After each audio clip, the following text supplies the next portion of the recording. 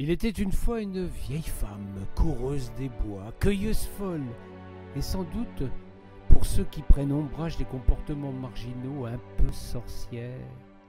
Veuve depuis si longtemps, elle inquiétait par son obstination à vouloir rester seule malgré le poids des ans. Ce jour-là, ayant dû s'asseoir au pied d'un grand chêne tourmenté, elle reprenait son souffle. La tête lui tournait. Une sourde angoisse l'envahissait. Le jour était tombé sans qu'elle s'en rende compte, tout affairée qu'elle était à préparer ses fagots. Le temps sentait la neige, comme disent les gens du coin. Pourtant, la vieille était partie en ce jour de mi-décembre où les jours étaient si courts. Elle avait taillé sa route pour se rendre aux affouages de l'hiver passé.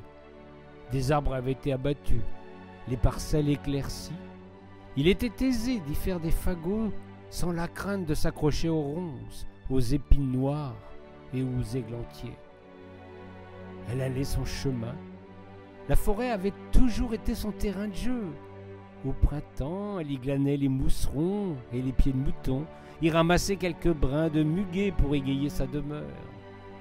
L'été, elle y conduisait ses chèvres. Il y avait toujours pâture pour elle à l'humidité des clairières.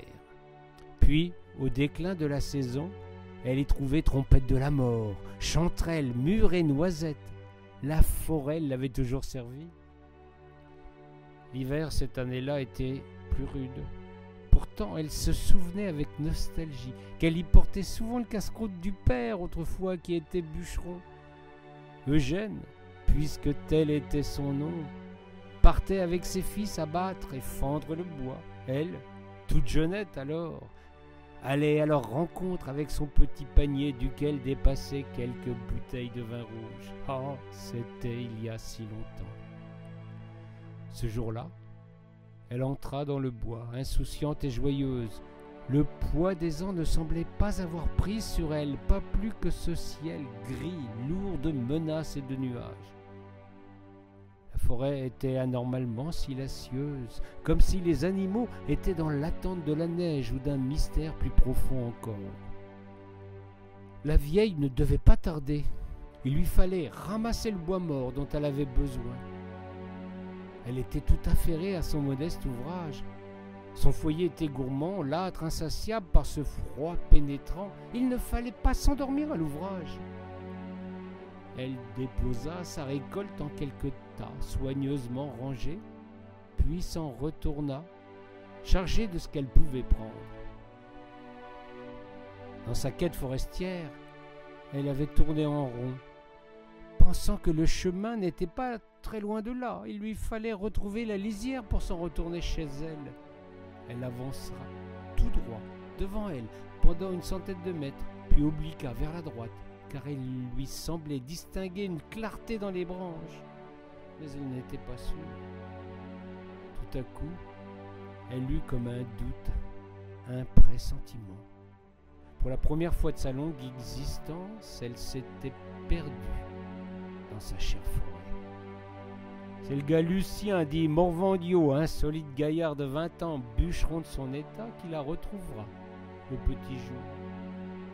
Hermine était allongée, à l'abri de la bise, au creux d'un fossé à sec, sur un lit de feuilles mortes.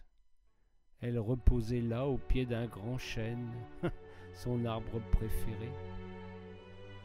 Avant d'appeler à l'aide, Lucien la contempla longuement. Elle avait attaché son foulard, mis en ordre ses habits et sa mise. Il lui semblait que la vieille avait attendu le grand sommeil, sans inquiétude ni colère, comprenant sans doute que son heure avait sonné, que la Camarde était venue l'acquérir au milieu des bois, en cette nuit qui sentait la neige. La veille au soir, Jean-Baptiste et Léon, ses deux petits-fils accompagnés des villageois, s'étaient lancés à sa recherche mais avaient dû l'abandonner à cause de la nuit, épuisés par tous les appels désespérés. C'est « Grand-mâ » qui s'évanouissait en vain dans l'obscurité grandissante. C'est Jean-Baptiste le plus jeune qui ramena sa grand-mère dans ses bras, comme elle-même l'avait porté des centaines de fois. Léon suivait. Il avait tenu, on se demande bien pourquoi, à prendre les 2 misérables fagots trouvés à ses côtés dans le fossé. Le médecin, prévenu par Lucien, attendait dans la cuisine. Il constata le décès, présenta ses condoléances au fils et à ses 2 petits-fils, sans faire mention de sa dernière visite à la vieille 2 jours plus tôt. Il avait constaté à cette occasion que la vilaine grosseur qui déformait la gorge de Hermine avait encore enflé plus que de raison. La vieille femme lui avait décrit cette fatigue qui ne la lâchait plus, son affreuse douleur qui la rendait folle. Quand le médecin avait évoqué l'hôpital de Châlons, Hermine n'avait pas répondu, ou plutôt elle lui avait signifié d'un petit hochement de tête que ce n'était pas pour elle, qu'elle allait rester ici jusqu'au bout. L'hiver était tout proche. Pour les 2 frères et leurs enfants, ce serait leur premier Noël sans leur mère et grand-mère. Baptiste, en déliant le fagot de bois mort, y trouva un petit bouquet de houx. Il le mit dans la crèche comme la vieille le faisait à chaque Noël, quand elle venait leur rendre visite.